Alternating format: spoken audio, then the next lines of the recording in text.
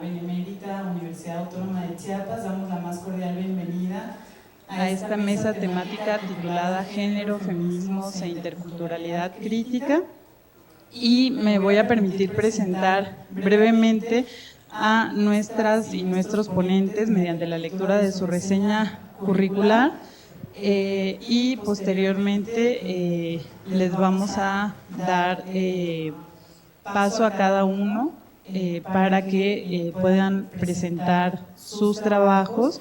Y quiero decir que es importante que vamos a tener en esta mesa 3 ponencias, aunque son varios autores, por lo cual vamos a disponer para cada ponencia de entre 15 y 20 minutos para su exposición. Y también les vamos a estar informando que cuando hayan transcurrido 15 minutos desde su exposición, les vamos a mostrar una tarjeta amarilla, y cuando resten 2 minutos vamos a mostrar también una tarjeta roja, solicitando atentamente concluir su participación para dar paso a la siguiente ponencia. Al concluir las ponencias, abriremos un espacio general para que las personas asistentes que lo deseen hagan comentarios o consultas, y de igual forma solicitamos respetuosamente que las participaciones de nuestra audiencia sean puntuales y no extenderse a fin de dar oportunidad a otras participaciones del público. Cuidar los tiempos va a ser pues muy importante para que se desarrolle de manera adecuada esta mesa. Y bueno, agradecemos mucho la gentileza de todos y de todas por estar aquí. Quiero agradecer especialmente pues todos los esfuerzos de la doctora Guadalupe Rodríguez, del maestro Manuel, de Adimelda, que han estado, de Manuel Ballinas también, que han estado ahí muy entregados en la organización de este congreso.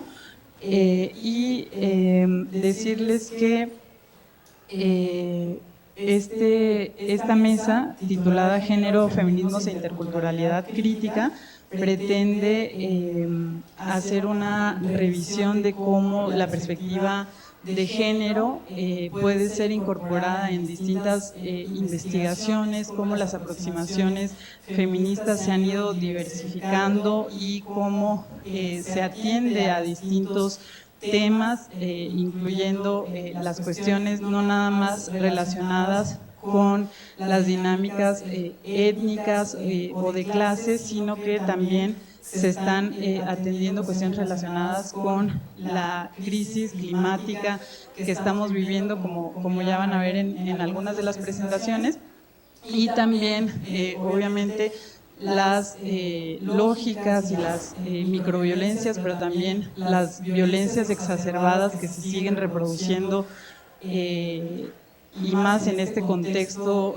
neoconservador, antifeminista, fascista, que se está viviendo actualmente. Y en ese sentido, en esta mesa consideramos que esta temática que se va a tratar hoy sobre la perspectiva de género, la perspectiva de género feminista en las investigaciones y también la interculturalidad con una perspectiva crítica, es sumamente importante, urgente, porque además pues se sigue dejando, a pesar de la visibilidad que ha habido de los movimientos feministas y de los movimientos de mujeres en los últimos años, se sigue dejando estas temáticas en la puerta trasera, en la academia androcéntrica y en la academia hegemónica. Así que es un espacio sumamente pues vital poder tener estas discusiones,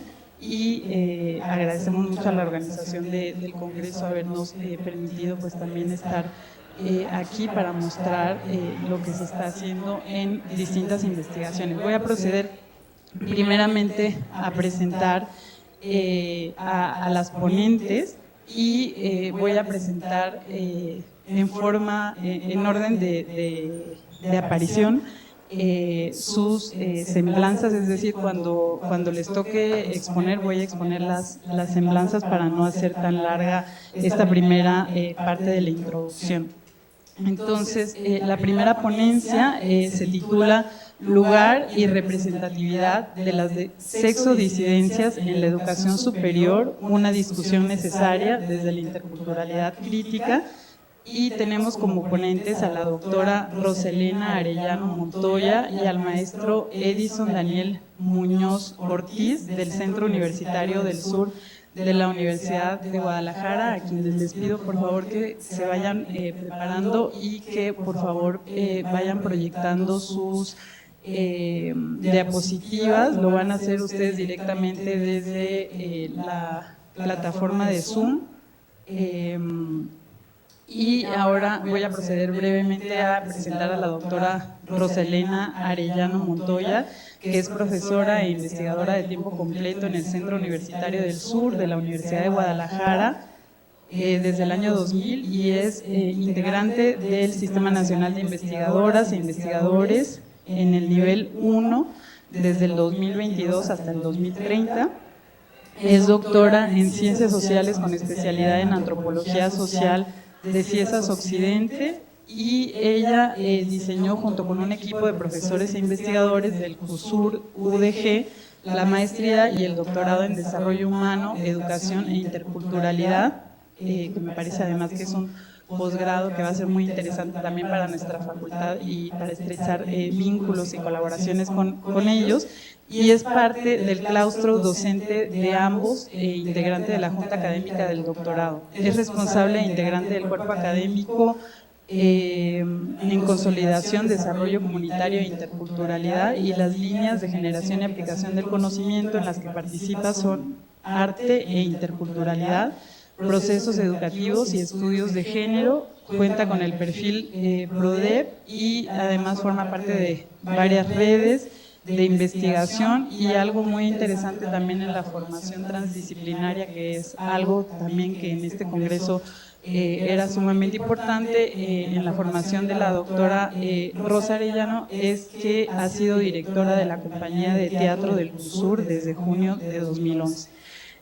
Y por otro lado quiero presentar también al maestro Edison Daniel Muñoz Ortiz, que es licenciado en Educación Básica con énfasis en Humanidades y Lengua Castellana y maestro en Ambientes Interculturales de Aprendizaje, y además cuenta con varios capítulos de libros, artículos en revistas indizadas y participaciones en congresos y coloquios especializados. Y bueno, no lo puso por aquí, pero también está haciendo el doctorado en Desarrollo Humano de la UDG, en donde codirigimos su tesis la doctora Nancy Wenzel, la doctora Rosa Arellano, y pues les agradecemos muchísimo estar aquí, así que les doy la bienvenida y les paso el turno de palabra, y a partir de ahora tendrían de 15 a 20 minutos para hacer su exposición. Muchas gracias. ¿Qué tal? Muy buen día, muchísimas gracias. Gracias por la invitación, gracias por aceptar también el que participemos allá con ustedes. En este caso, pues, aunque la ponencia la elaboramos entre el maestro Daniel Muñoz y una servidora, él por cuestiones laborales no pudo hacer cambios con respecto a horario, porque, bueno, se nos había comentado otro horario y ya no pudo hacer el cambio, pero, perdón, yo estoy aquí presente y, bueno, hablaré de lo que implica este trabajo, ¿no? Muchísimas gracias y de verdad felicidades. Sabemos lo que implica la organización de estos eventos, y más cuando es en un género, un estilo híbrido, y además temáticas que sabemos que aunque son emergentes, pues han conllevado todo un trabajo para poderlo construir juntas y juntos. Muy bien, como ya la doctora Marisa comentó, el título tiene que ver con la representatividad de las sexodisidencias y, bueno, específicamente en la educación superior. Vamos entonces...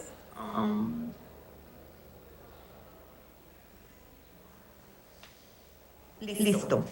Es importante hablar del contexto, de lo que tiene que ver la educación tradicional y cómo ésta ha tendido a homogeneizar las diferencias, invisibilizando realidades como las de las personas con discapacidades, en este caso que tiene que ver con nuestro tema de las sexodisidencias, migrantes, campesinos, entre otros.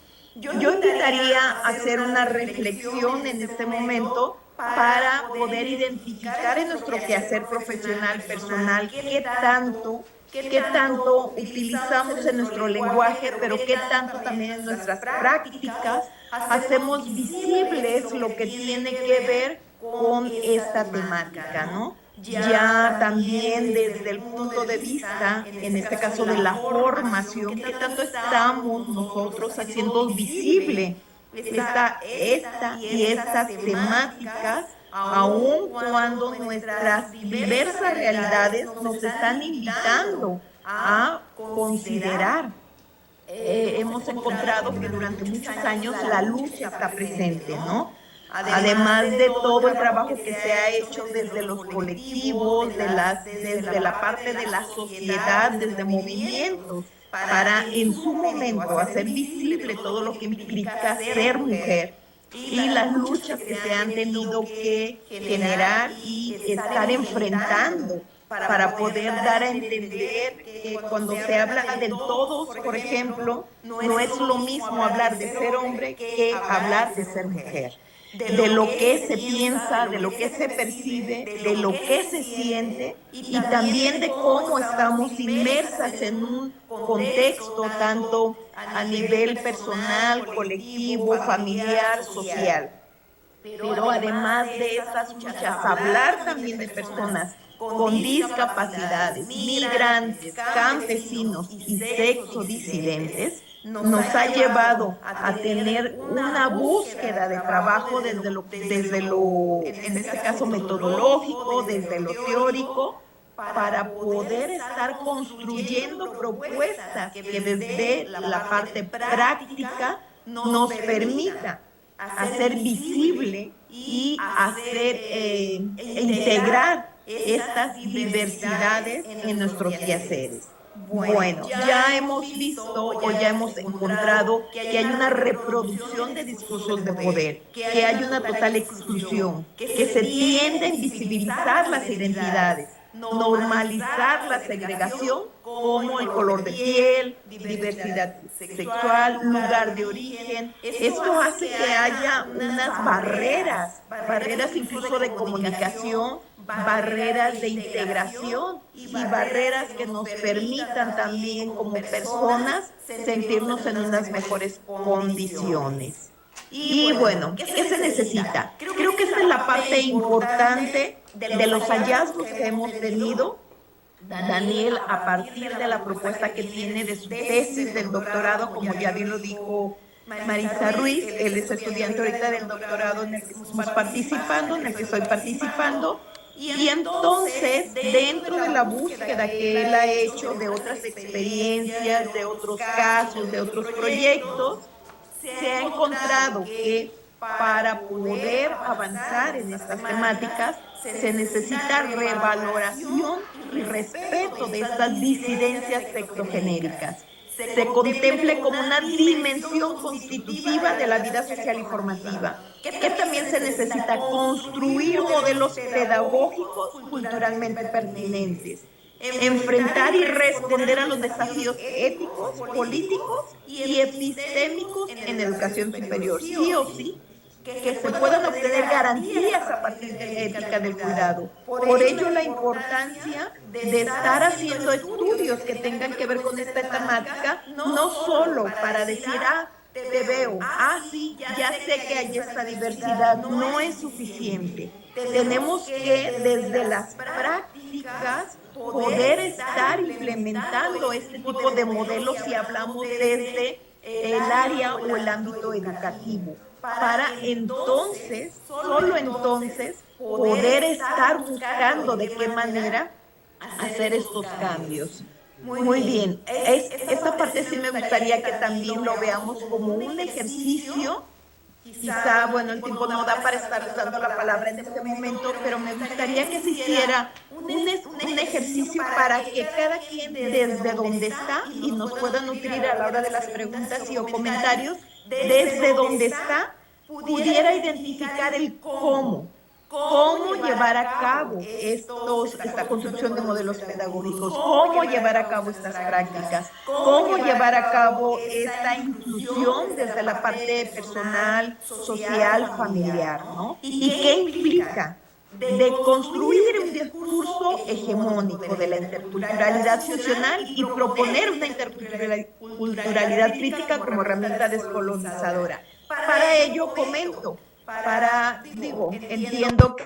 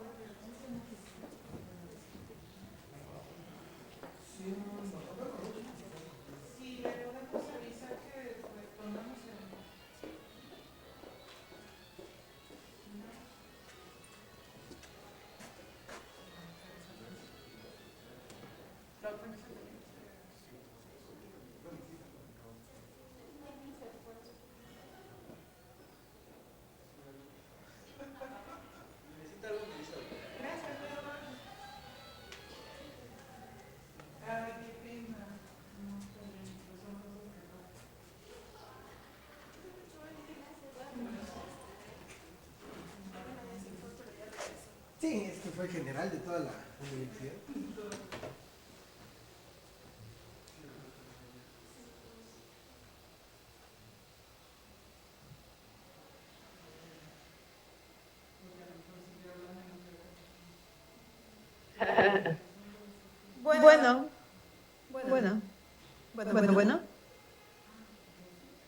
Bueno, sí, dime. Creo que ya está.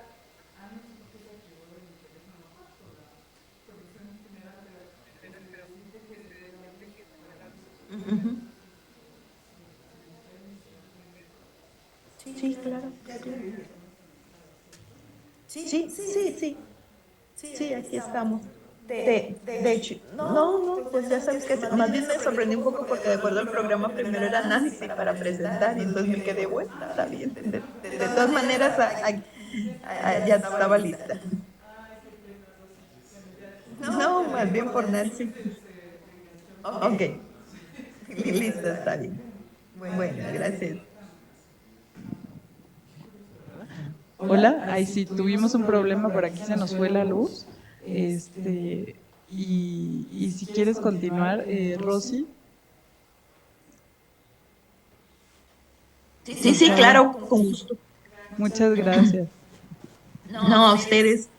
Bueno, comentaba que una forma de ir buscando estas construcciones que nos permitan hacer visible o hacer más integral este tema sería a través, o se ha propuesto a través de procesos de construcción desde la interculturalidad, entendiendo o identificando que la interculturalidad no solo es darse cuenta que hay una diversidad de culturas o diversidad de raza o diversidades en general, ¿no? Sino que la interculturalidad nos invita a tener un diálogo entre pares de manera horizontal, que haya una forma equitativa, sin que haya sin que se ejerza poder de unos contra otros o de unos sobre otros, otras. Y entonces, además de estos términos generales o básicos de la interculturalidad, hay toda una teoría que propone ir más allá de este diálogo básico que tiene que ver con los pares, sino una interculturalidad denominada crítica, la cual busca cuestionar las jerarquías de poder y conocimiento en el ámbito educativo. Evidentemente, la interculturalidad crítica también se puede llevar a cabo en otros ámbitos, pero dado que el interés de la propuesta que aquí se está presentando es desde el área educativa, es que lo mencionamos. Entonces, ¿con qué fin estaríamos proponiendo que desde la interculturalidad crítica se trabaje este tema? Pues la de revalorar saberes, perspectivas de vida, formas de afecto y resistencia para crear una educación que sea inclusiva, transformadora y emancipadora.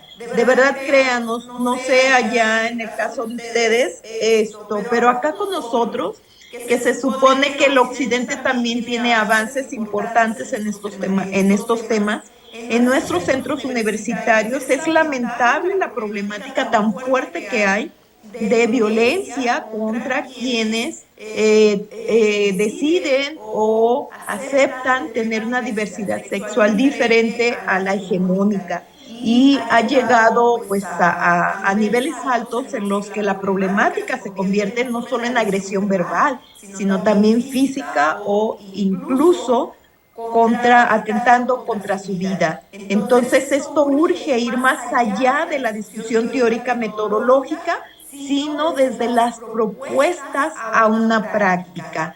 Por lo que entonces la búsqueda de proyectos como el que está Daniel implementando, que desde una discusión teórica metodológica, pero sobre todo en la práctica, a través de un grupo que se está formando como docentes en el área educativa, tiene que ver con las implicaciones que conlleva el poder, por ejemplo, descolonizar un aprendizaje, ¿no?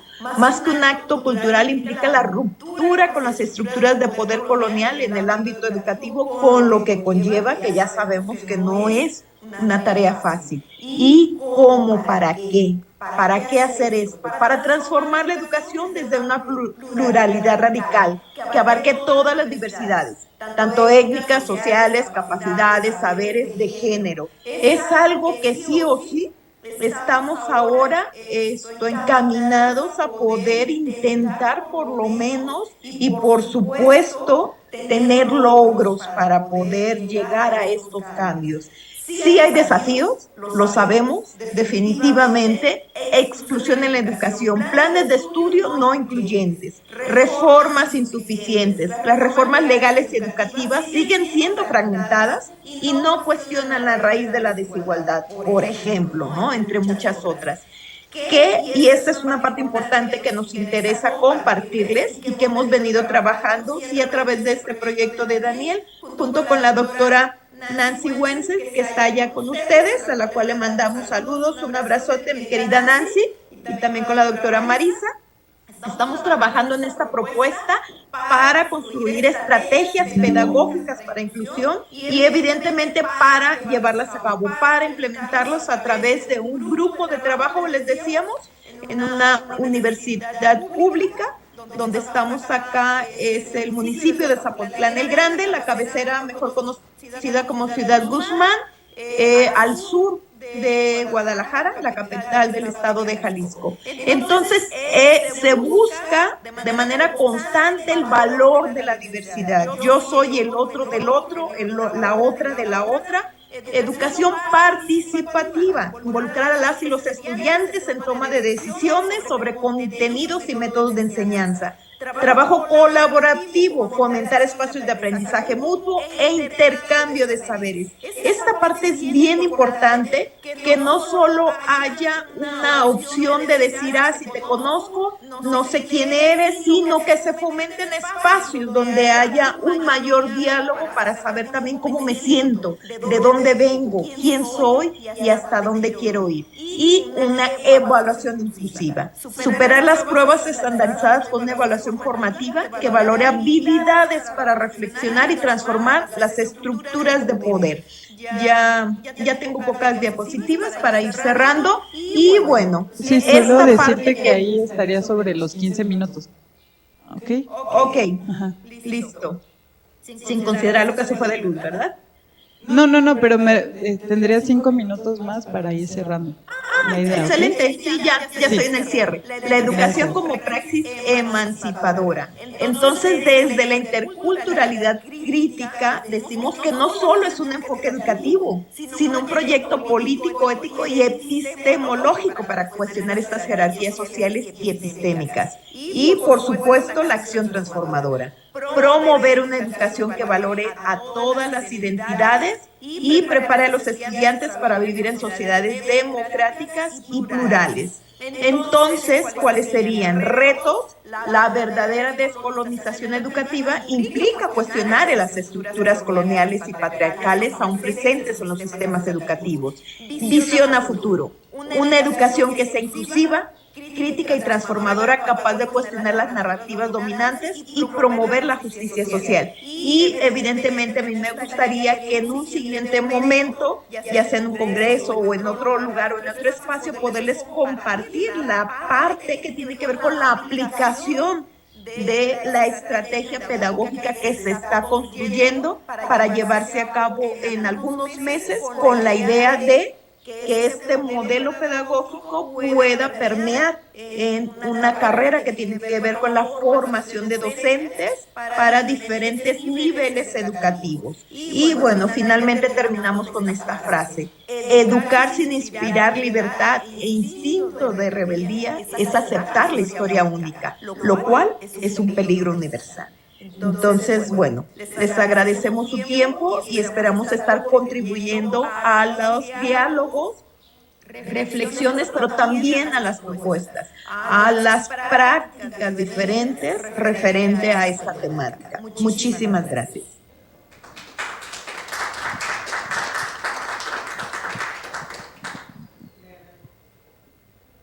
Agradecemos mucho a la doctora Rosa Arellano por esta presentación sobre interculturalidad crítica y posibilidades para las sexodisidencias y distintos grupos, distintas identidades dentro de los espacios universitarios, dentro de los espacios formativos.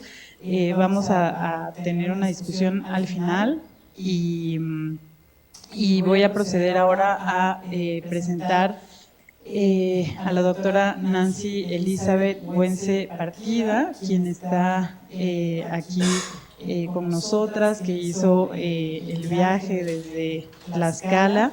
Ella nos va a presentar una ponencia titulada Cuidado y Restauración de la Vida en una reza desde el lugar de las mujeres. Que reza, ahora lo tenía en la cabeza, pero es una, ¿lo vas a explicar? Región de emergencia sanitaria. Y bueno, presentarles rápidamente a la doctora Nancy Güense. Ella es antropóloga social adscrita al Centro de Estudios e Investigación en Biocultura, Agroecología, Ambiente y Salud. Y además es integrante del Sistema Nacional de Investigadoras e Investigadores. Y se me acaba de perder la hoja, un segundito.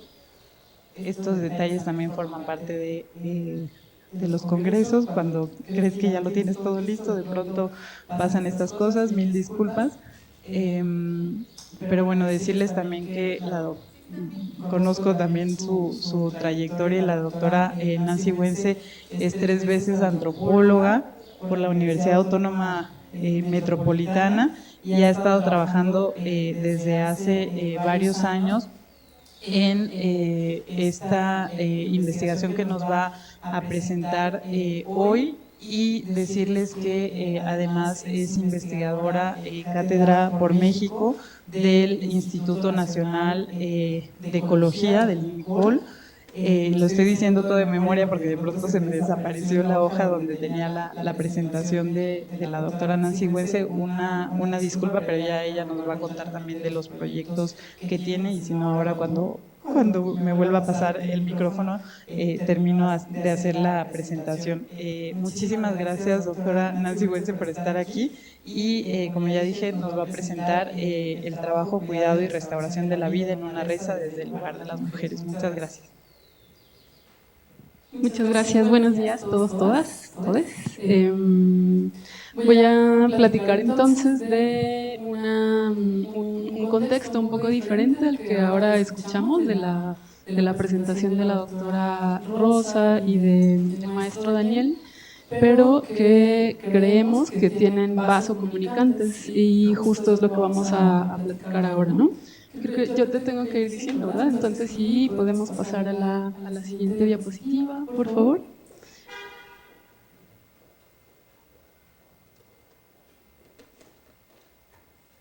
Sí, gracias. Fíjense, a mí me parece muy importante, precisamente porque las aproximaciones que refieren a los estudios de género desde los feminismos, desde diversos feminismos, hacemos un énfasis en que es necesario posicionarse, es decir, desde dónde estamos hablando, desde dónde estamos presentando la información, los resultados, los avances que estamos platicando. Entonces me gustaría señalar rápidamente que son estos puntos desde donde hablamos, ¿no? Especialmente porque estamos en un espacio en el cual están convergiendo diversas disciplinas, diversas instituciones, diversos problemas de investigación.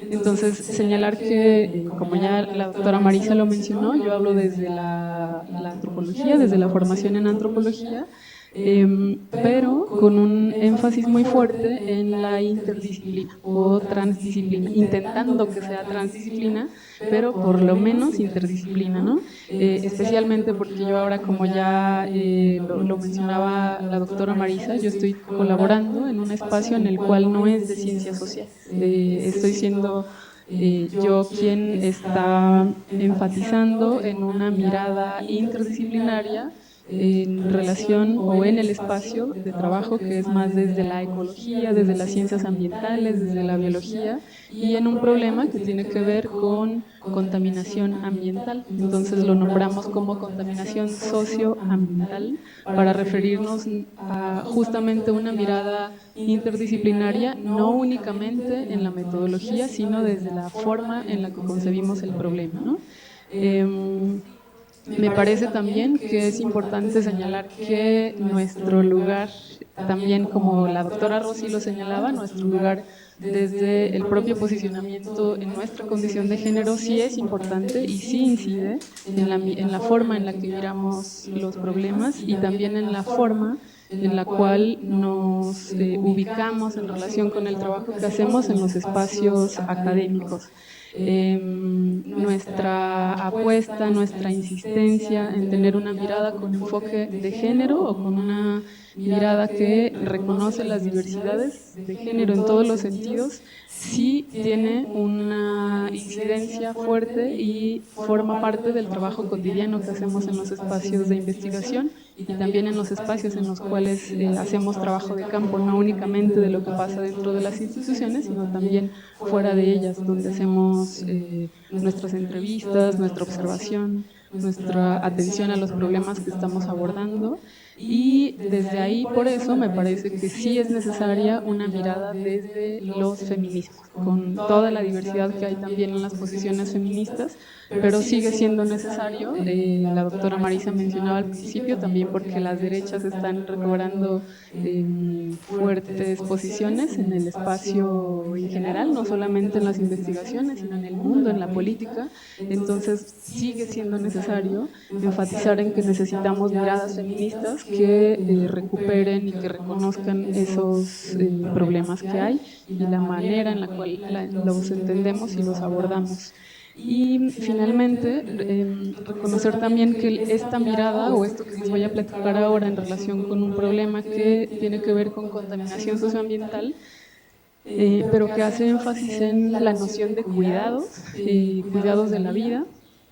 Esta genealogía que en mi formación viene de haber comenzado a partir de investigaciones en espacios que tienen que ver con migraciones, con situaciones de migrantes, también con violencia de género y hacia las mujeres, también con educación superior intercultural y con una mirada transversal en todo ello por la defensa de la vida. Entonces, desde ahí es que estamos mirando. La siguiente, por favor. Lo que me gustaría hacer ahora y dialogar con ustedes, con los otros trabajos, pero aprovechando, como sacándole el máximo provecho a este espacio, es tener una aproximación a mirar desde los feminismos. Decíamos que hay muchos feminismos, que es muy diverso. Me gustaría en esta presentación, a lo mejor para complementar con las otras miradas de los otros trabajos, es traerlo desde una mirada desde el ecofeminismo, justamente porque ahora les voy a mostrar el problema en el cual yo estoy trabajando, con una apuesta por la ética de los cuidados, de cuidar la vida, no solo de cuidarnos como personas, como sujetos individuales, como seres humanos, sino cuidar la vida y nosotros como nosotros, nosotras, nosotres como parte de la vida, desde unos posicionamientos teóricos epistémicos que nos amplíen la percepción de la vida desde una propuesta socioambiental, ¿no? Por eso la necesidad de tener una aproximación que sea interdisciplinaria y específicamente el trabajo que estoy haciendo se sitúa en un marco de los extractivismos ambientales, o quizá estén ustedes más familiarizadas con la noción de zonas de sacrificio socioambiental. Quizá haya alguna referencia, ahorita voy a mencionar, Marisa decía, ¿por qué lo llamo RESA, ¿no? Región de Emergencia Sanitaria y Ambiental, pero hay muchas formas, o varias formas en las cuales nos referimos a estos espacios. Zonas de sacrificio creo que es la más común y hace referencia justamente a que son espacios en los cuales la vida se está extrayendo, la vida nuestra, la vida de la naturaleza, la vida en general, ¿no? Entonces a eso me refiero con región de emergencia sanitaria y ambiental, que esa es una manera en la cual en México, desde el anterior CONACYT y junto con la Secretaría de Medio Ambiente, se ha nombrado como teóricamente, pero se refiere a eso, a las zonas donde se está sacrificando la vida con una intención de extractivismo de los recursos, bueno, lo que se le llama recursos naturales, que ahora también haré una propuesta de no nombrarles recursos, justamente porque nombrarlos como recursos es lo que da origen a que consideremos que desde nuestra vida como sujetos humanos podemos extraerlas, ¿no? Como un recurso del cual yo puedo aprovecharme, justo como desde una noción colonial, ¿no? Nosotros fuimos el recurso que la colonia se llevó como sujetos, como otros elementos, el oro, el agua, todos esos recursos. Entonces parece que seguir reproduciendo esta noción de recurso justamente permite que se habiliten esas posibilidades del extractivismo ambiental. La siguiente, por favor.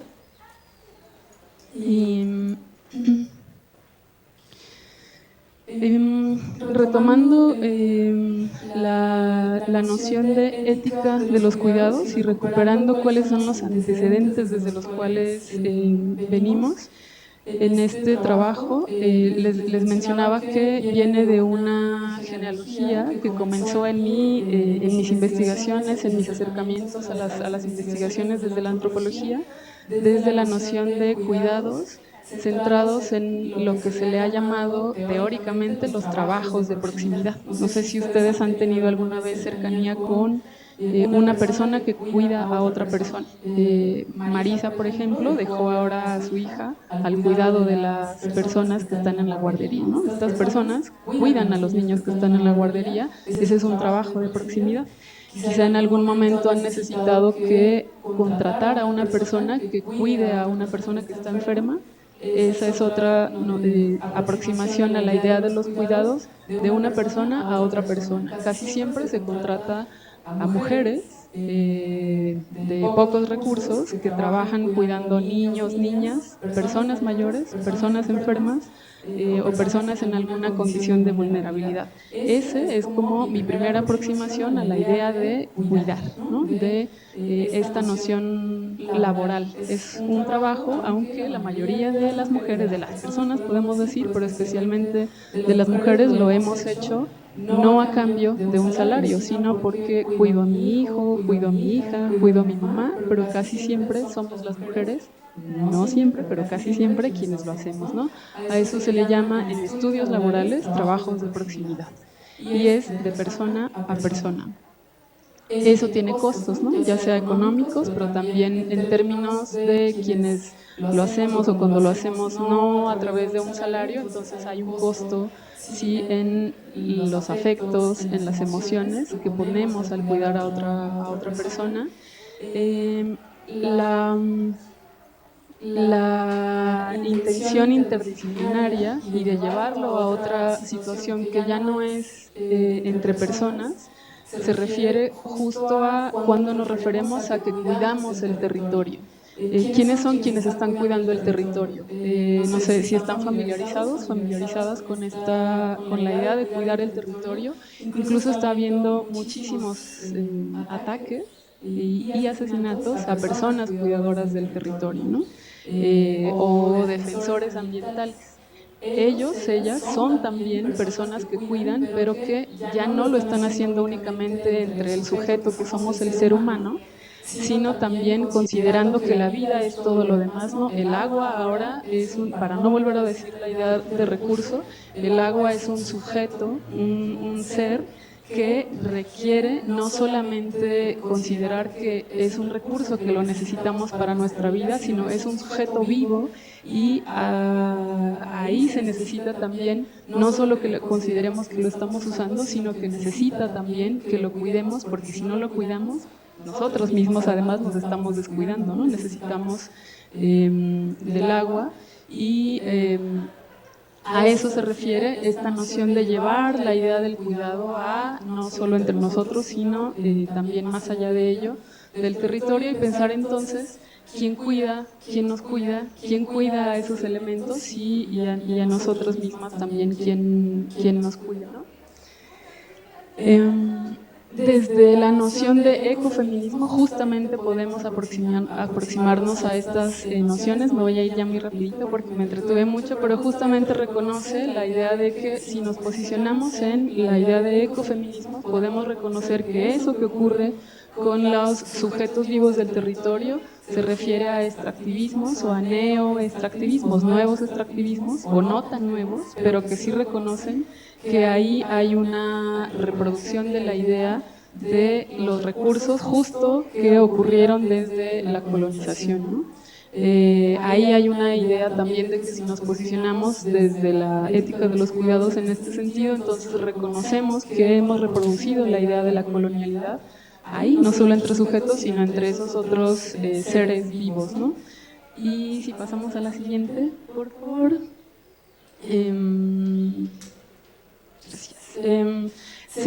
Hay esos tres posicionamientos o enfoques éticos, el que viene de la ética de los cuidados, justo del ecofeminismo, y nos situamos desde esos dos posicionamientos teóricos, pero específicamente en América Latina, precisamente porque reconoce la idea de colonialidad que viene desde lo que ha ocurrido en este territorio, ¿no?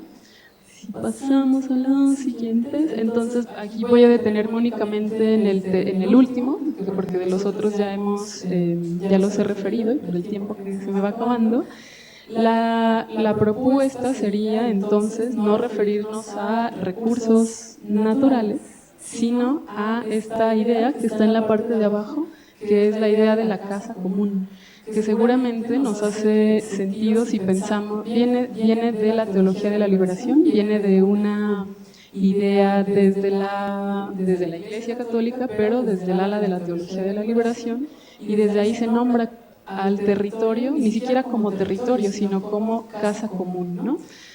¿Por qué hace sentido con la idea de cuidar la vida, de cuidar el territorio? Porque se considera que justamente es una casa común el territorio, no son recursos de los cuales vamos a extraerles lo que nosotros como seres humanos necesitamos, sino que forma parte, es nuestra casa y nosotras somos parte de esta casa y cuestiona lo interesante para nuestras áreas de investigación, para las ciencias sociales, para las ciencias humanas y también para las ciencias ambientales. Si lo pensamos desde una idea interdisciplinaria, es que cuestiona la relación o el posicionamiento que tiene el ser humano.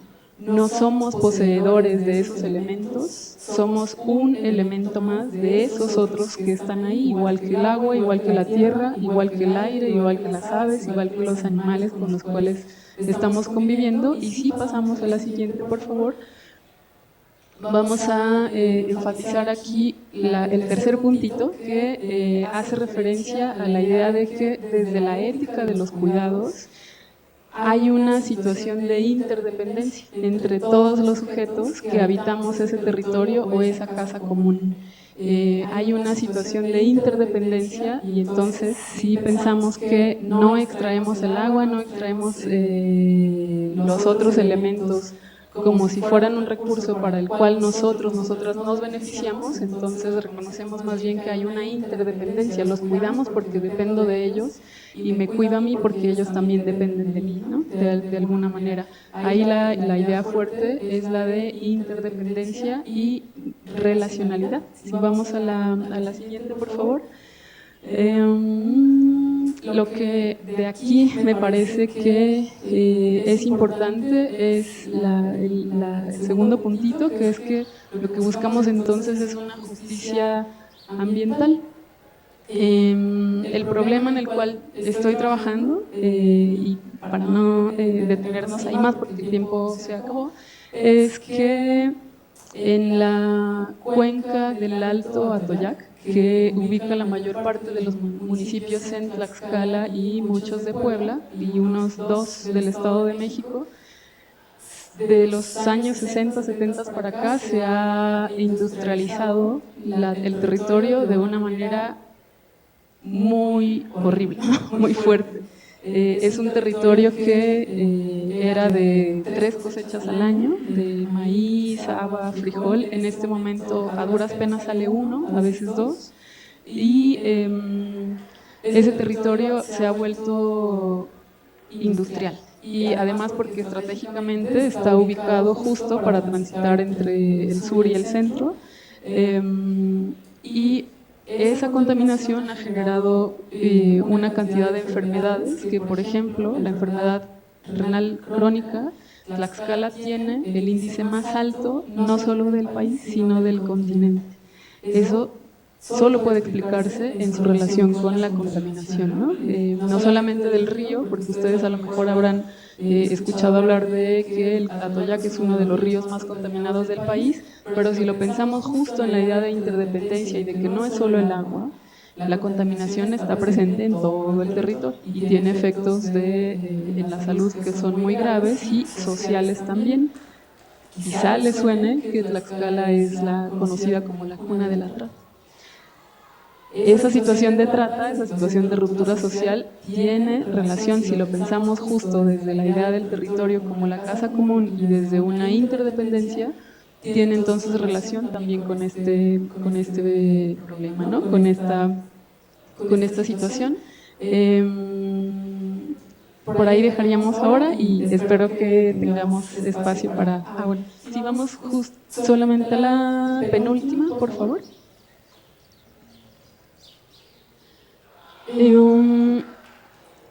Ahí hay como estos, solamente para hacer como puntualizar una de las ideas de cierre, es la necesidad de profundizar en la relación del ser humano con la naturaleza, desde esta idea de interdependencia, y si pensamos justo en este espacio de diálogo que tiene que ver un poco más con interculturalidad, ¿cómo pensamos la interculturalidad? Pensada no solamente entre sujetos, personas, entre seres humanos, sino también en relación con la naturaleza. ¿Tiene sentido pensar en la interculturalidad en ese sentido con otros sujetos? La doctora Rosa, el maestro Daniel en su presentación hablaban de una diversidad entre los sujetos, pero si lo pensamos en que el agua es también un sujeto, ¿cómo podemos llevar la idea de interculturalidad más allá de nosotros como seres humanos, sino también con estos elementos de la casa común? Y ahora seguimos dialogando. Muchas gracias.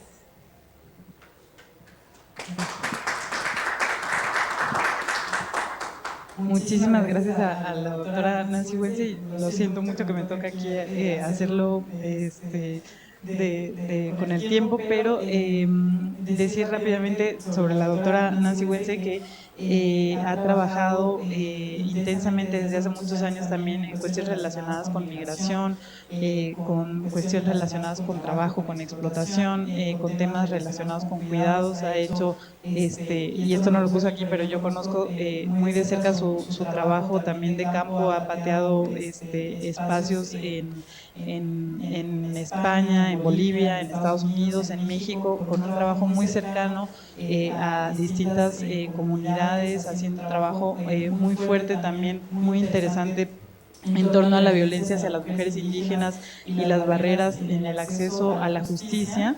Y en los últimos años pues también se ha interesado en trabajar la relación de género con el enfoque de la interculturalidad en la práctica, y actualmente participa en un proyecto transdisciplinario para el cuidado y restauración del tejido social en la problemática de la contaminación socioambiental. Y todo lo que nos presentó aquí, una disculpa porque se me perdió la hoja hace un rato, pero bueno, decirles que tiene también ella varias publicaciones, varios libros muy interesantes que han estado también como parte de la formación de nuestro posgrado. Así que le agradecemos mucho.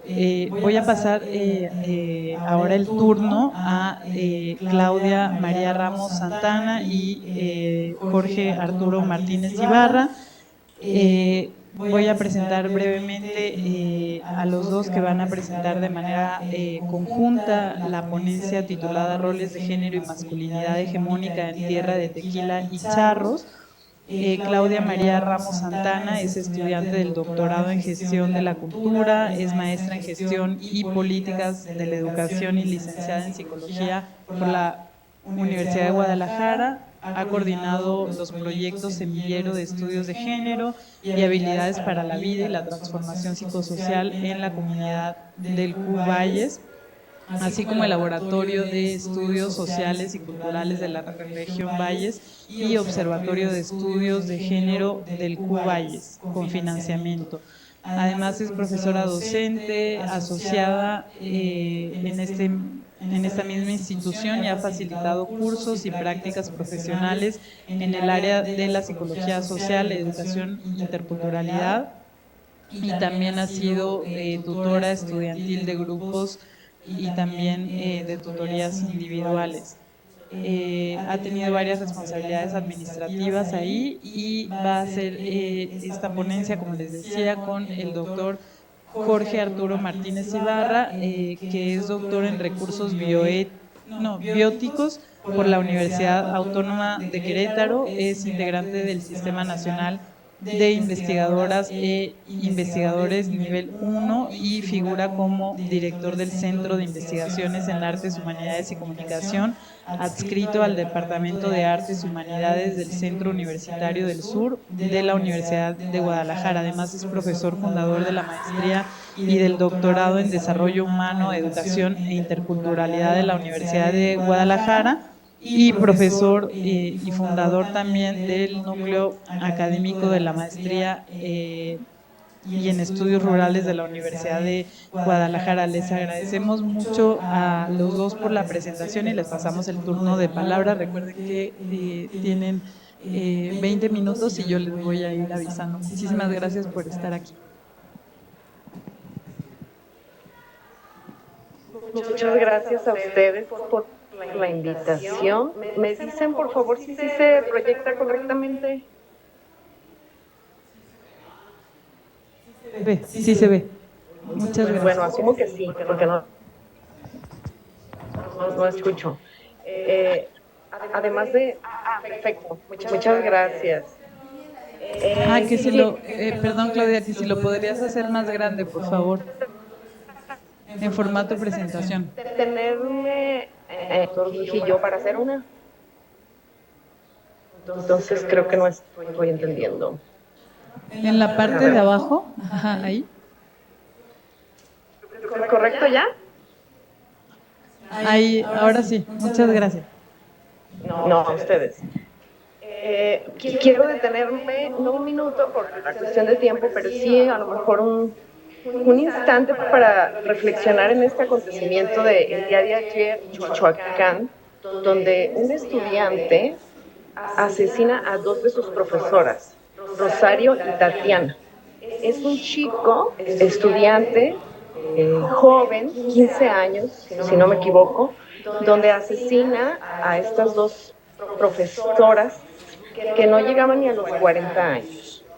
Y pareciera que es una cuestión aislada en el sentido de lo que estamos hablando.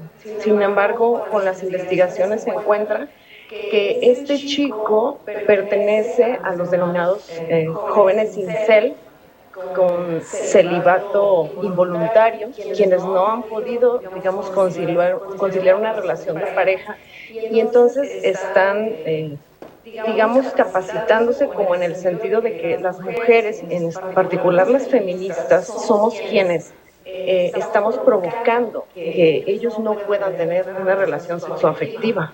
Por tanto, creo que es importante pensar, primero, pues, la importancia de la vida de ellas, y también de este joven, que como muchos otros jóvenes, por cuestiones de machismo, pues se están viendo con efectos como este.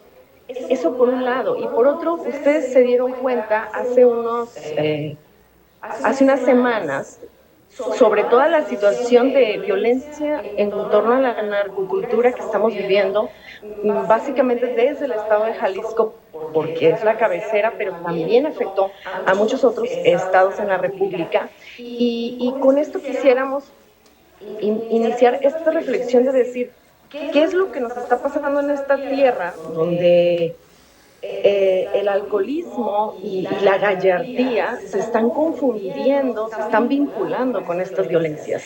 Si nosotros hacemos una búsqueda muy básica, ¿qué es la masculinidad? Nos habla de estos contextos, no necesariamente que sean correctos, sino lo entendemos como autosuficiencia, fuerza física, una represión emocional de lo que se está viviendo, una heterosexualidad casi obligatoria, proveer económicamente y tener competencia entre quienes ostentan esta masculinidad. ¿Qué estamos encontrando? Pues una cuestión de dominio, una aversión ante ser vulnerables y una distinción permanente en contra de lo femenino. Es siempre tener que estar mostrando que soy masculino, que soy macho, que soy hombre. Entonces, aquí hay una pregunta que va para el diálogo, que diría, ¿quién se siente bien con esto? Quizá en algún momento de la historia, de la cultura, del arte en nuestro país, esto estaba funcionando porque había necesidad de que en un contexto se tuviera un valor, pero actualmente ya no parece estar funcionando cuando estamos viendo nuestras realidades cotidianas y nuestras vidas en riesgo. Esto también es una información de la Unión Europea, está encontrada en Internet, pero nos puede dar un boceto si es que no conocemos en este sentido cómo va a ser esta masculinidad tradicional versus una masculinidad que hay muchas teorías sobre cómo debería llamarse, pero bueno, nos encontramos lo que anteriormente era que van a ser cabezas de hogar, no mostrar emociones, no vincularse en las tareas del hogar, versus una persona que es cercana a sus familiares, hijas, hijos, que puede compartir emociones, que puede asumir responsabilidades, que es un adulto funcional y bueno, que también participa de labores domésticas y de cuidado, como ya lo mencionaba. Voy a ceder la voz a mi compañero el doctor Jorge para que nos pueda compartir algunas experiencias vivas de esta situación.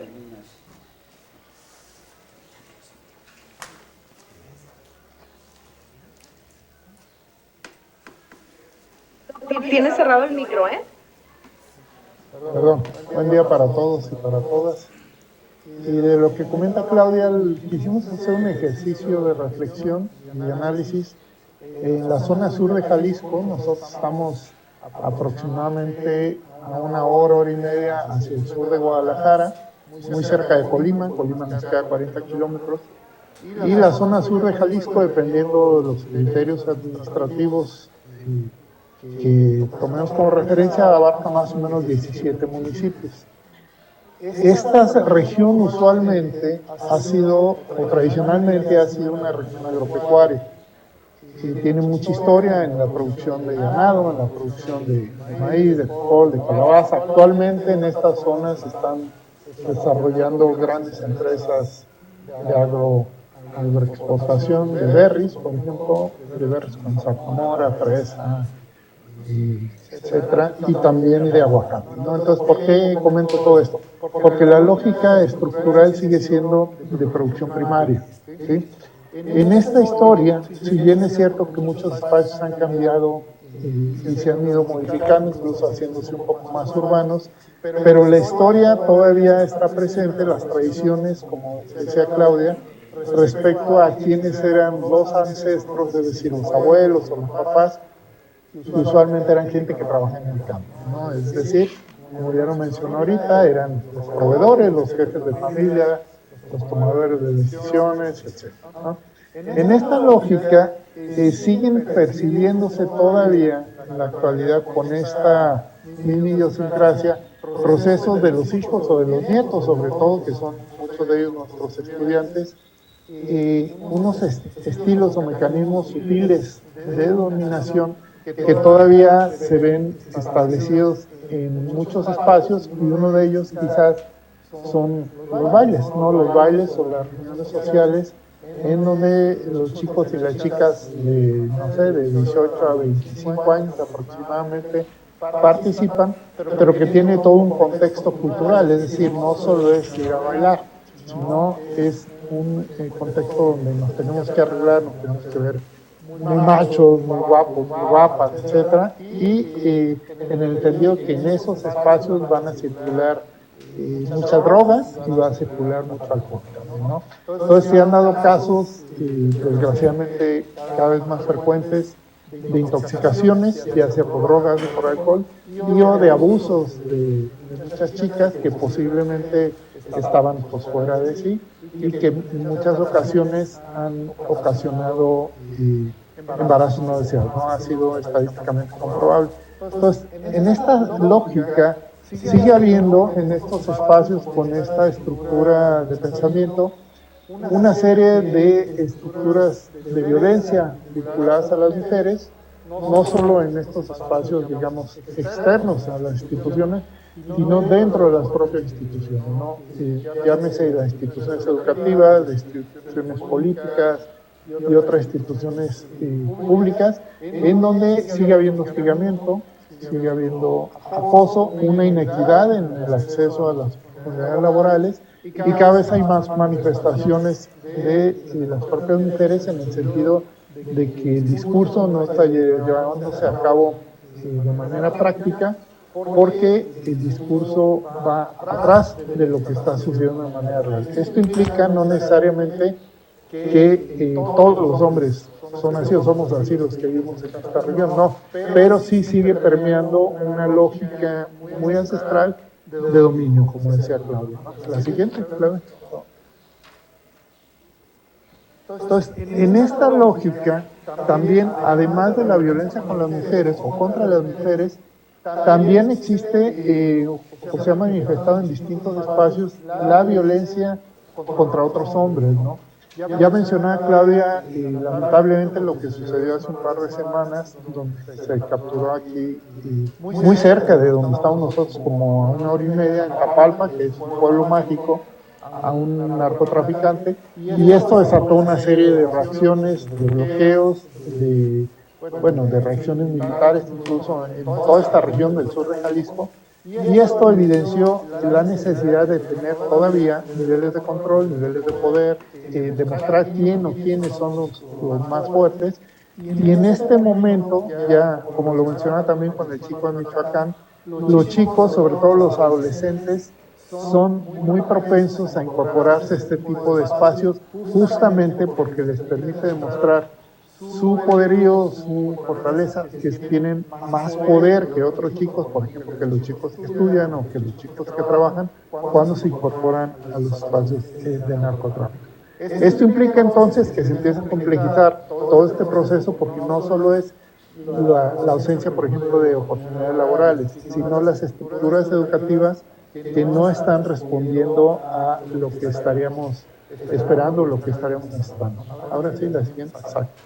Sin embargo, y esta es como la buena noticia, no todo es malo, es decir, no es un solo camino, no es un camino unilateral, sino que hemos también podido darnos cuenta que existen procesos alternos, procesos diferenciados, incluso en muchas de estas zonas rurales que les comentamos que son o han sido históricamente muy tradicionales, en el sentido que siguen vinculando los procesos de aprendizaje de las labores del campo, de los más viejos con los más jóvenes, con los hijos o con los nietos, pero sin embargo ya hay una estructura muy diferenciada en el trato entre hombres, es decir, ya no solo los papás ven o tratan diferente a los niños, sino entre los hermanos o entre las familias mismas se cuidan entre ellos. Entonces, esto es como una posibilidad esperanzadora, bastante esperanzadora, de que las lógicas y los códigos masculinos se vayan modificando.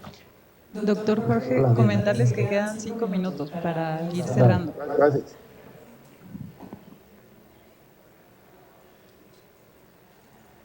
Sí, adelante, Gracias, sí, estaba abriendo mi micro. Entre las actividades que hemos realizado, también aquí en la Universidad de Guadalajara, en el caso del Centro Universitario de los Valles, desde hace 4 años tenemos este taller que se ha ido reconfigurando. Esta edición fue del año 24, donde dijimos, vamos a crear espacios donde jóvenes empecemos a dialogar sobre estos temas. Primeramente, con una guía básica. Nosotros creímos que entre los temas que se necesitaban hablar eran estos 6. Y empezaron muy tímidamente a acercarse, primeramente casi mujeres, y posteriormente también jóvenes estudiantes, algunas docentes se acercaron también, y hemos continuado con estos talleres donde al día de hoy pienso que más de 1000 personas se han visto vinculadas en estos años a las temáticas. Se han hecho críticas a muchas de las actividades teóricas, lo que nos ha ayudado a reconfigurarnos, y me ha parecido muy bien que nuestros estudiantes también vayan reacomodando. Aquí en las imágenes podemos ver uno de los talleres que después de este taller primero sobre estudios de género nace el taller de mater paternidades, donde las y los jóvenes que a veces ya son padres o madres o también están en ese proceso de búsqueda y bueno, se han visto vinculadas también estas cuestiones. Y en la fotografía inferior podemos observar a estudiantes participando en el taller de masculinidades, donde al principio es para su oferta de talleres de formación integral resulta ser el único horario, por eso se inscriben y al final terminan creando redes de apoyo y convivencia muy respetuosa entre quienes integran estos talleres, y ha sido pues una genialidad. Para cerrar, quiero compartirles nada más estas instancias a donde ustedes pudieran consultar si es que fuera necesario que quisieran trabajar temáticas en este sentido.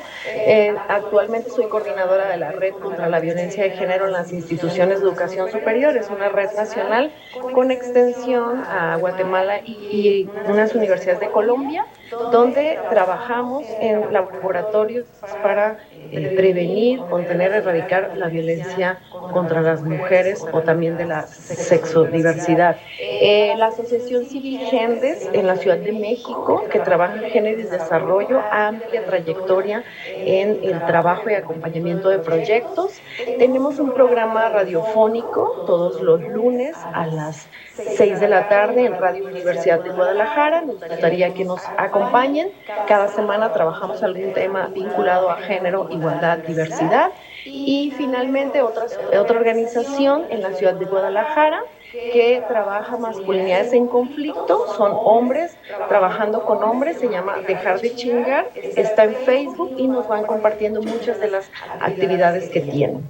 Y por nuestra parte pues sería todo para abrir el diálogo. Muchas gracias.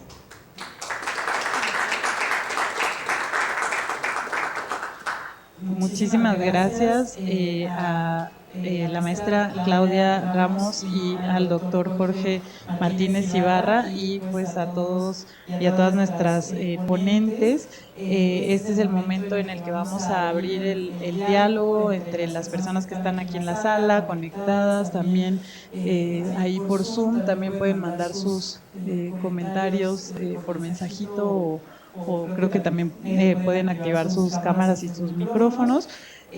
Yo tengo varias preguntas y además fui tomando nota de cuestiones que están relacionadas con puntos que convergen, comunes entre todas las ponencias y algunas líneas de innovación que nos plantean varias de las ponencias, así como los desafíos colectivos que aún nos quedan, que son 3 cuestiones que nos pidieron además por parte de la organización del Congreso que estuviéramos muy atentas a eso.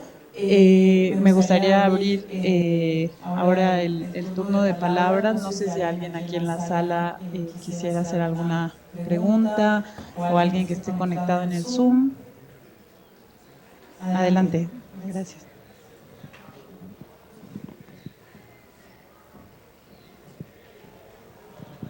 Buenos días, muchísimas gracias por las presentaciones. Mi pregunta sería para la doctora Nancy, aprovechando su presentación muy interesante, esta de las regiones de emergencia ambiental.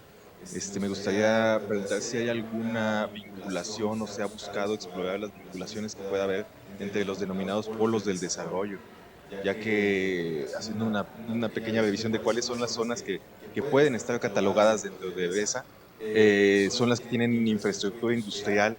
Entonces los polos del desarrollo buscan concentrar infraestructura industrial en zonas que no han sido tocadas, digamos, por estas industrias pesadas, particularmente refiriéndome a la costa del Pacífico, del sur-sureste mexicano, por un lado. Y una segunda pregunta sería, pareciera también que muchos de los proyectos extractivistas se pueden detener a partir de la consolidación de bloques sociales importantes, que se hacen tanto de manera virtual como de manera presencial, como es el caso de la situación del proyecto Amigo, de Ballenas o Gas, en el Golfo de Baja California. ¿Qué pasa con los proyectos que no tienen esta concentración de popularidad? Pareciera que también hay cierta tendencia a que si se hace viral, si se hace tendencia, se pueda acudir. ¿Y qué pasa con estos que no? ¿Qué pasa con los proyectos que no tienen como tanto impulso para poder viralizarlos y que participe la gente en defensa de lo que ya existe? Entonces, esas serían mis preguntas y muchísimas gracias. Muchísimas gracias. No sé si recogemos alguna otra o contesta. Bueno, pasamos el micrófono, si quieren ahí, que ya se lo llevaron, y después por aquí adelante. Adelante, por favor. Antes que nada, muy buenos días y pues felicitaciones. Ahora sí que la exposición estuvo muy interesante.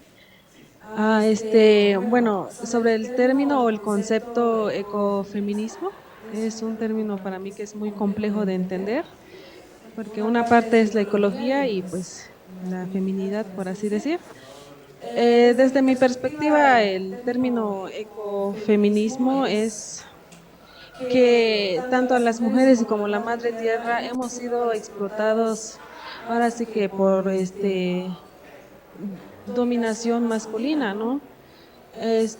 Por ejemplo, en mi pueblo, yo soy de una comunidad, soy hablante de mi lengua materna chol. He visto que tanto, no solo los hombres son los que ahora sí que explotan la madre naturaleza, sino también las mujeres.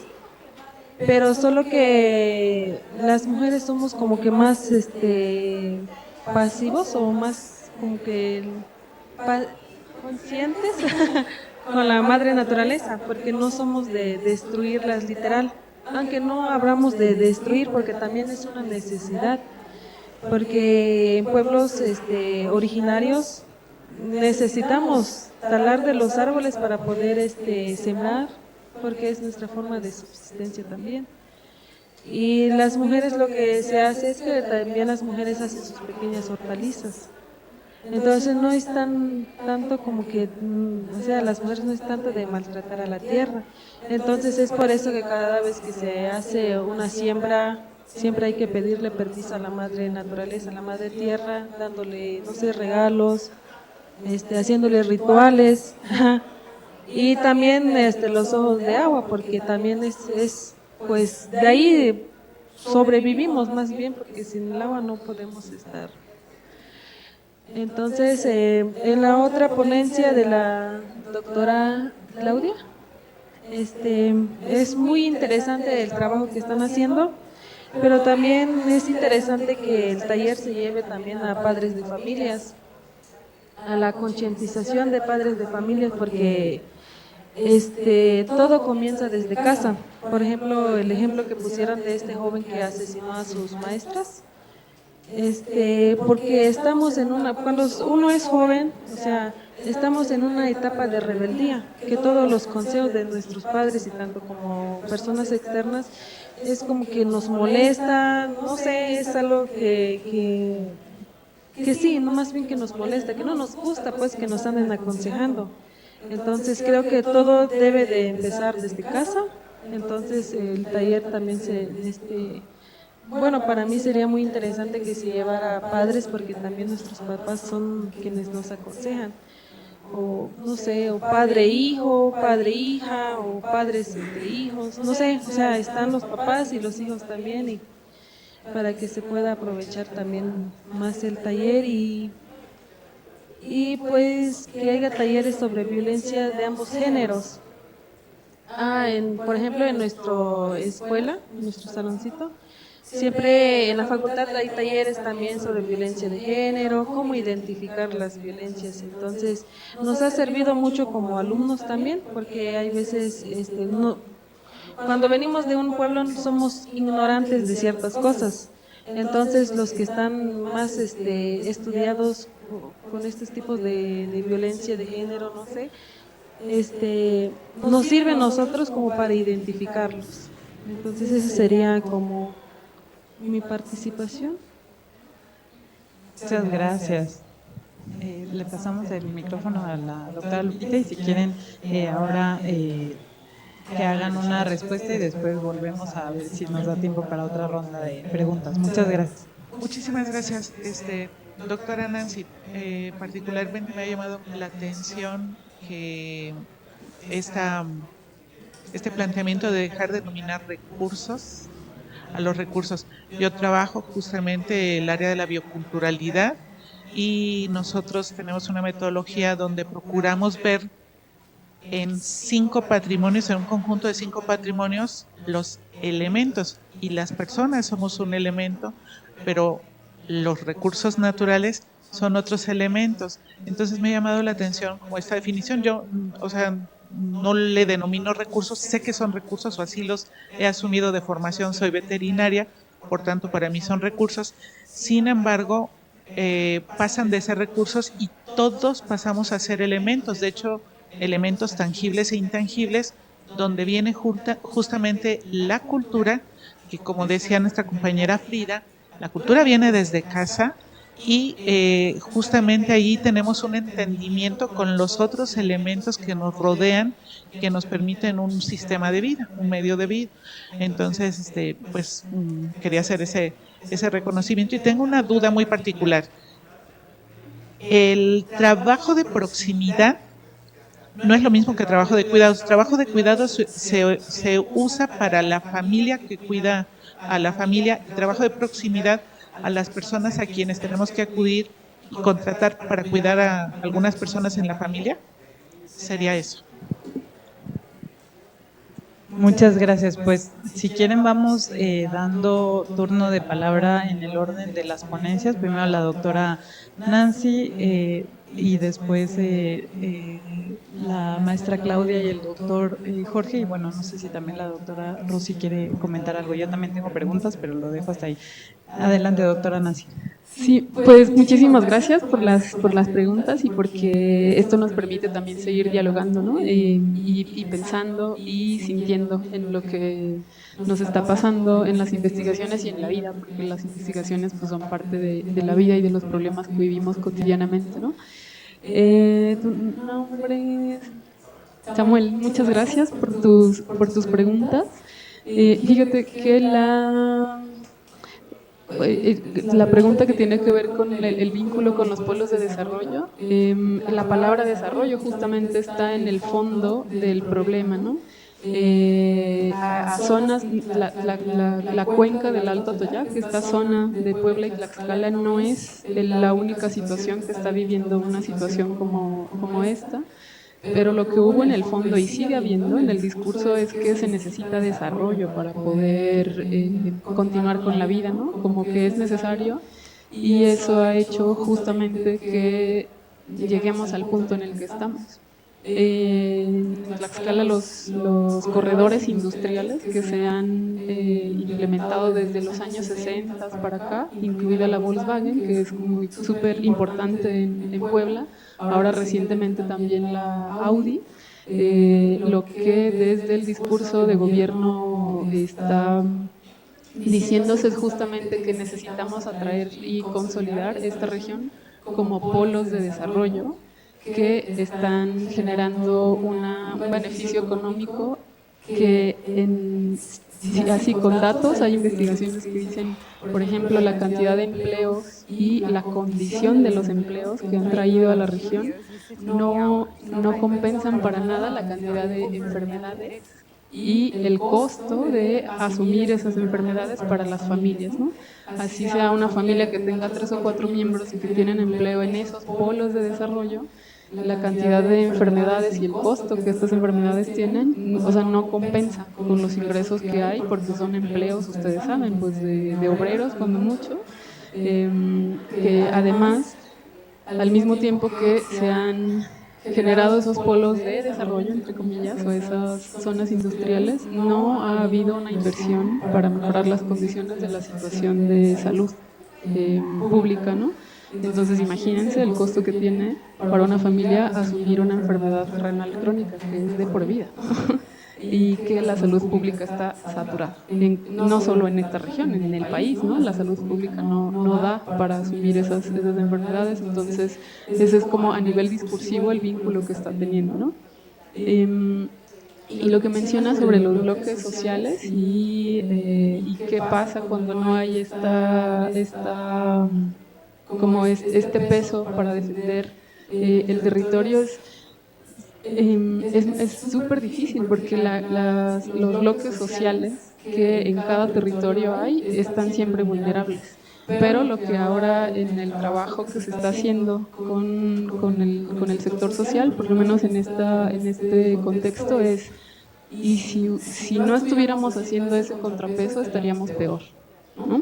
No tenemos la fuerza para poder hacer defensa frente a los polos industriales, sí, porque además están trabajando junto con el discurso de gobierno, pero si no estuviéramos haciendo eso sería peor. Entonces justo eso es lo que está pasando donde no lo hay, ¿no? Y por eso como el llamamiento a hacerlo. Sin embargo, hay un compromiso muy fuerte porque la vida sí se pone de por medio y sí están asesinando a quienes están defendiendo el territorio, ¿no? Y luego la pregunta de Frida es súper interesante porque sí es cierto que la idea de ecología y con lo femenino aquí nos podríamos quedar, ¿no? Platicando sobre ello. Ahí a lo mejor como por el tiempo ya que me queda es preguntar no solamente quiénes sí están usando los bienes naturales, sino sus efectos, a quienes nos están pesando más. A todos nos va a afectar si no hay agua, ¿no? A todos nos afecta si hay enfermedades, pero quienes asumimos más los costos, por ejemplo, cuando no hay agua en la casa. ¿Quién cuida más a un enfermo cuando se enfermó porque el agua no estaba? Y otra vez vuelve a recaer más en las mujeres, ¿no? No por una cuestión esencialista de a quién le afecta más porque somos hombres o mujeres, sino quién asume más la carga de atender los problemas que están ahí, y siempre es muy diferente cuando nos referimos a poblaciones originarias o mesoamericanas que cuando no, ¿no? Tenemos una relación que ahí sí es diferente con el territorio, no esencialista otra vez, pero la historia sí nos lo ha construido así de una manera diferente. Y la diferencia entre trabajos de proximidad y el trabajo que hacemos por afecto, ahí la diferencia es desde los estudios laborales, los estudios laborales, los estudios de trabajo, la sociología del trabajo, sí lo refiere más a trabajos de proximidad en el sentido de cuando hay un salario de por medio, o cuando una autora por ahí, Silvia Federici, que es muy importante como en estos trabajos, ella sí dice hay una diferencia cuando lo hacemos a cambio de un salario que cuando lo hacemos por amor, ¿no? Y lo que ella dice es, ojo, porque eso a lo que le llamamos cuidado por amor, lo que está a veces de fondo haciendo es justificando pues explotación o trabajo no pagado, aunque su idea no es pongámosle precio al trabajo que yo hago de cuidar a mi mamá, tampoco es por ahí, porque entonces lo capitalizamos todo y todo tiene que pasar por el dinero, pero sí reconocer la diferencia del costo que hay, por lo menos no reconocimiento social, de que hay ahí un trabajo que sí está sosteniendo la vida. Gracias. Y ahí no hay manera, o sea, el camino no es ponerle precio a algo así. Muchas gracias. Vamos a darle la palabra a la maestra Claudia Ramos y al doctor Jorge Martínez. Muchas gracias. Primeramente quiero reconocer los valiosos aportes que tanto la doctora Arellano y la doctora Nancy han hecho en esta mañana, y en particular pues esta claridad con la que me gustó mucho la doctora Nancy se sitúa desde una postura en torno a lo académico, a lo personal, a lo que estamos intentando compartir, porque pues eso nos ayuda a entender pues nuestras limitaciones también de alguna manera. Y en ese mismo tenor quisiera pues compartirle a la compañera, me parece que el nombre es Frida, espero no equivocarme, pero bueno, la compañera que nos hace justamente esta propuesta de que poder trabajar con las familias. Nosotras creemos que sí, o incluso más allá, si pensamos, quisiéramos ya no tener que trabajar con ningún grupo humano, porque las personas ya deberíamos de priorizar nuestro respeto. Sin embargo, la realidad en la cual nosotras nos encontramos es pues que este trabajo es extra a nuestras unidades de aprendizaje, nuestras clases, también las labores de cuidado, que justamente tanto el doctor Jorge es cuidador de su mamá y personalmente soy cuidador de mi mamá, que tienen enfermedades crónico-degenerativas. Entonces, cuando nos situamos en esas realidades es cuando decimos, y nuestros recursos y nuestro autocuidado, porque hacer un proyecto como este nos demanda recursos no solamente energéticos, sino también económicos, académicos, humanos. Entonces, más bien aquí me pongo a pensar si también es una responsabilidad compartida de la extensión cultural de la universidad con las instancias municipales o con los grupos de asociaciones civiles, por ejemplo, en el entendido de que todas las personas podríamos también colaborar en la búsqueda de esa prevención de las violencias, esa promoción de la igualdad entre personas. Y pues creo que aquí dejaría mi comentario. Yo creo que también es muy bueno iniciar desde las familias. Y en este momento me posiciono como que me resulta pues casi violento para mí misma o para mi equipo el integrarnos en esa esfera, pero estoy de acuerdo. Sí, muchas gracias. Muchas gracias, maestra Claudia. Tal vez añadir ahí también la corresponsabilidad de los cuidados, la importancia. Al doctor Jorge Martínez, no sé si quisiera añadir algo. Gracias, mi estimada Marisa. No, bueno, yo coincido con lo que comenta Claudia, ¿no? Los que tenemos las circunstancias de ser cuidadores nos damos cuenta del proceso que implica, el desgaste, la demanda, pero por otro lado, complementando un poco la cuestión de la estructura familiar, también es cierto que hay una ruptura, ¿no?, de estas estructuras familiares y que hay, como que no hay un cobijo para, por ejemplo, en el caso de los estudiantes, nuestros estudiantes, hay mucha soledad. Entonces creo que este es un fenómeno que no voy a abordar por el tiempo, pero que sí habría que poner en la mesa en el sentido de estas nuevas generaciones que están abandonadas, cuál es el camino que van a seguir, ¿no?, y bajo qué criterios toman esas decisiones. Lo dejaré ahí. Muchas gracias. Muchas gracias. No sé si la doctora Rossi quisiera añadir algo. Yo le tengo una pregunta, pero igual no sé si sobre la conversación o los comentarios quiera decir algo. Doctora Sí, Rossi. claro. Sí, con gusto. Bueno, antes que nada, que los retos siguen siendo altos. Definitivamente, yo me acerqué a los estudios de género por ahí en los 90 y tantos, cuando estuve con mis estudios de maestría justo allá en Chiapas, en San Cristóbal. Yo estudié la maestría allá en el Ecosur y entonces, desde entonces ya estaba yo vinculada con estas reflexiones, discusiones y aportes para lo que es el área del estudio de género, ¿no? Ya digamos que los últimos años, ya a partir de mi enfoque más antropológico, fue que entré a esto que tienen que ver con las diversidades sexuales en particular. Y bueno, comentar que aunque se ha avanzado, porque definitivamente sí se considera que tenemos avance, todavía hay mucho trabajo por hacer, ¿no? Desde las diferentes trincheras y evidentemente el ámbito educativo es un punto muy relevante, no solo desde el aula. Yo trabajo mucho en colonias, centros comunitarios, comunidades rurales, entonces también desde espacios más abiertos, por llamarlo de una manera, trabajando y poniendo en práctica acciones que tengan que ver desde lo cotidiano.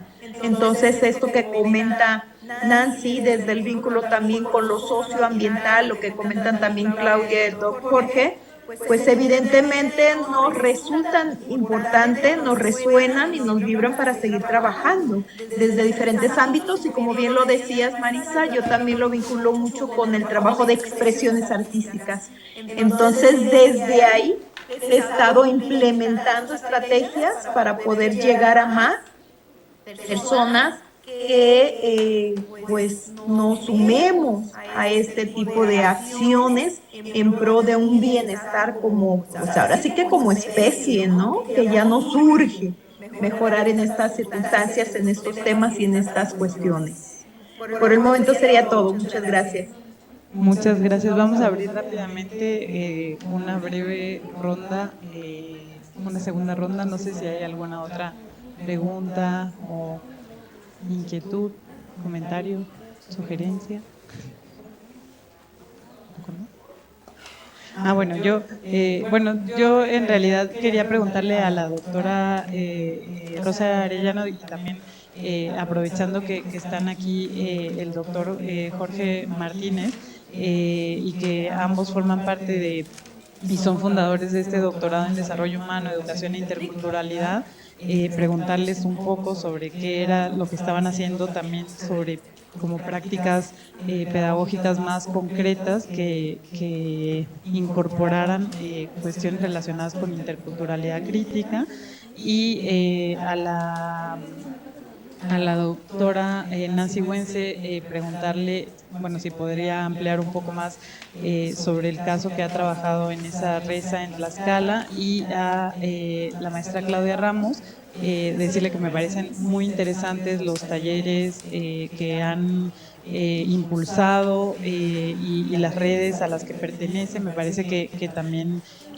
a nivel de todo México y de toda América Latina se han hecho también pues grandes avances para visibilizar cuestiones relacionadas con la violencia de género dentro de las instituciones de educación superior y que tal vez estamos pasando a un nuevo momento porque hace años había una necesidad muy grande de hacer espacios para que las mujeres, las estudiantes, las docentes pudieran hablar y pudieran intercambiar, pero que tal vez estamos llegando a un momento en el que esas discusiones que, digamos, en un momento dado respondieron a una necesidad de como segregacionista o de hacer un diálogo separado, ¿no?, de los varones, porque era muy necesario. Ahora estamos llegando a otro momento en el que ya esa visibilidad de la violencia hacia las mujeres, que es muy real y muy cierta, tal vez esa visibilidad ya se ha dado, aunque sigue existiendo lamentablemente, pero estamos llegando a un momento en el que la discusión se tiene que abrir y tiene que ser justamente en lo que se ha venido como hablando aquí, una discusión que no sea sectaria, una discusión que no sea segregacionista, una discusión. Hay una autora que me gusta mucho que se llama Chela Sandoval, que dice como las estrategias feministas se pueden llevar en distintos momentos, distintos niveles, y ella dice que hay momentos en que se necesita hablar solo entre mujeres, pero yo creo que estamos llegando también a ese momento en el que necesitamos abrir la discusión y abrir el espacio para el diálogo con los varones y con todos los sujetos que forman parte también de las comunidades universitarias. Lo voy a dejar hasta ahí. No sé si hacemos rapidito también un turno de palabra para ir cerrando con cada uno de los ponentes. Adelante si quiere, doctora Nancy. Sí, muchas gracias por la pregunta. A lo mejor como para solo agregaría del caso en el que estoy trabajando que quienes están cuidando más o quienes son los sujetos sociales, como decía Samuel, y también quienes están haciendo más trabajo de visibilizar la problemática y los efectos de la contaminación en esta región de emergencia sanitaria y ambiental, vuelven a ser mujeres, no solamente, pero la mayoría son sí. Además, algo particular en este caso es que son mujeres mayores, adultas mayores, quienes están haciendo el trabajo. Otra vez, habría que preguntarnos si es porque sobre ellas están recayendo otra vez los cuidados de los enfermos y porque sobre ellas están recayendo otra vez como atender con mayor énfasis los problemas que está habiendo también en los territorios, en la milpa, en los cultivos. ¿O por qué? ¿No? Ahí vuelve, es como otra pregunta que hay que seguir indagando, o si es porque los jóvenes, las jóvenes y los sujetos varones o masculinizados a lo mejor están como en otra, a lo mejor están más cercanos como a la idea de, pues este es el desarrollo y estos son los efectos como que nos toca simplemente asumirlos porque estamos en este momento de la humanidad. Sin embargo, alguien tiene que estar cuidando, ¿no? Y eso me parece que es muy importante, como reconocer quiénes son quienes están en este caso asumiendo los cuidados. Y quizá también un poco para volver a la pregunta que hacía la doctora Lupita en relación con nombrar o no nombrar como recursos a los elementos de la vida común. Seguramente que hay más trabajado, ¿no? Yo creo que ahí además el diálogo sería diferente si estuviéramos aquí más con biólogos, con ecólogos, quizás sería otra la discusión y a lo mejor ni estarían de acuerdo en no nombrarlos de esta manera. A mí ahí lo que me parece, y un poco conectándolo también otra vez con la pregunta de qué es el ecofeminismo, quizá ahí valdría la pena preguntarnos como en el continuum de violencias que hay, ¿no? Es decir, de como quienes están ejerciendo las violencias, que ya lo decían también en las presentaciones sobre masculinidad y también en la de heterosexual, homosexualidad, es quienes asumen que tienen la posibilidad de ejercer violencia sobre otros sujetos, es donde asumimos que también tenemos la posibilidad de somos dueños de ese otro sujeto que está ahí, o sea mujer, sea persona no heterosexual, o sea agua, o sea la tierra, ¿no? Es un recurso que está para mí y yo puedo ejercer violencia sobre ese sujeto de la misma manera en la que puedo apropiarme de de ese sujeto, y quizá por aquí para ponerle nombre y apellido a esa situación sería capitalismo patriarcal, ¿no? Y creo que ese sería transversal a las presentaciones de esta mañana. Todavía quedan unos minutitos por ahí, pero le pasamos la palabra, no sé si el doctor Jorge o la maestra Claudia.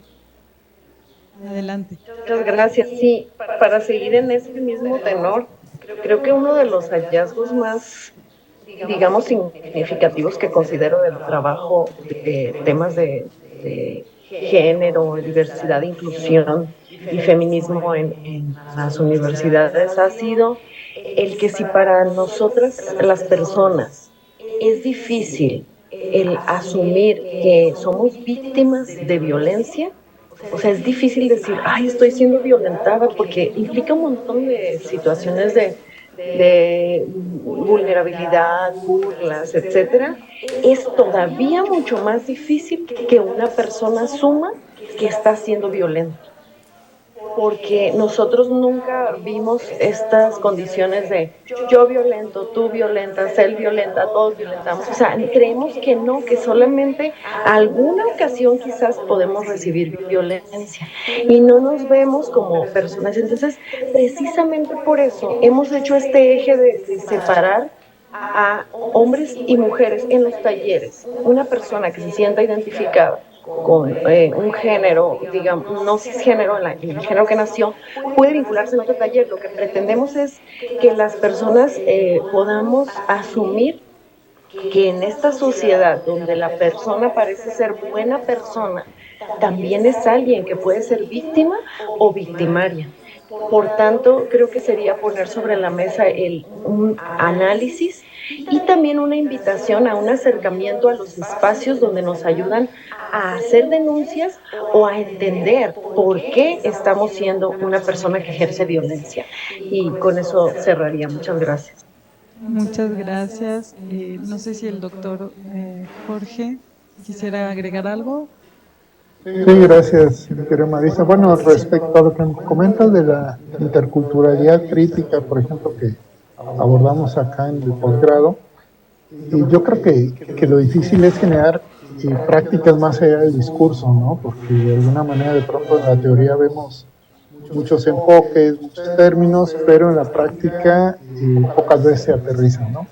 Como ejemplo les ponemos una tesis que estamos trabajando sobre salud intercultural con jornaleros agrícolas aquí en el sur del estado, y justamente de lo que se trata de abordar es cómo construyen su propia percepción de salud los paisas jornaleros que vienen de Guerrero, que vienen de Chiapas, que vienen de Oaxaca, etcétera, y cuál es la confrontación que tienen con el sistema de salud convencional o tradicional, no solo desde la práctica discursiva, que no se entienden, por ejemplo, los términos, no sé, como el mal de ojo, que ellos lo tienen muy establecido, y en la práctica de salud se deja fuera, y entonces no se puede tratar, por ejemplo. Entonces yo creo que eso es un ejemplo de muchos otros, donde habríamos que aterrizar el discurso en estudios muy pragmáticos, de tal forma que nos permitan acercarnos a la interculturalidad desde una realidad menos teórica, ¿no? Yo con eso cerraría. Muchas gracias.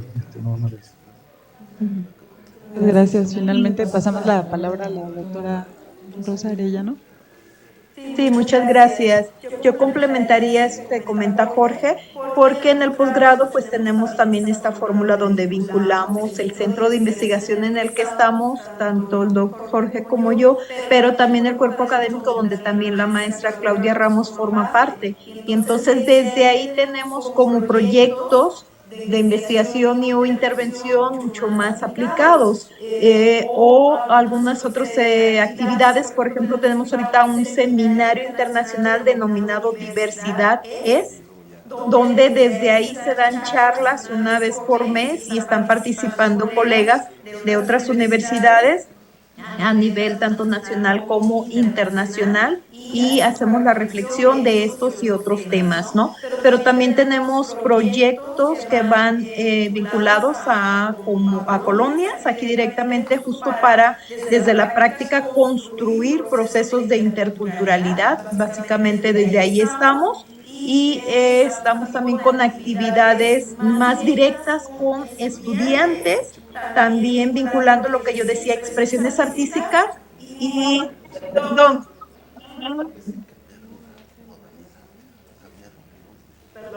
bueno, esto de estar desde casa con una familia, un perruno, pero bueno, básicamente esto era lo que quisiera compartir desde cuestiones muy aplicadas también en diferentes ámbitos y diferentes acciones. Muchas gracias. Muchísimas gracias a la doctora Rosa Arellano y también al doctor Jorge Martínez, a la maestra Claudia Ramos por haberse conectado y por estar participando en esta mesa sobre género, feminismos e interculturalidad crítica, y por supuesto a la doctora Nancy Güense, que hizo el viaje desde Tlaxcala para acompañarnos. Creo que ha sido una mesa muy enriquecedora, no solo por todos los temas tan amplios que, como ya decíamos al principio, nos muestran cómo la perspectiva de género y cómo la perspectiva de género feminista y la perspectiva crítica puede contribuir a construir investigaciones desde otros lugares, pero también cómo a través de esta perspectiva se pueden transformar también los espacios educativos, los espacios formales, los programas y los planes de estudio, que es una cuestión también que estamos trabajando intensamente en nuestra Facultad de Ciencias Humanas para el Desarrollo Intercultural Sostenible.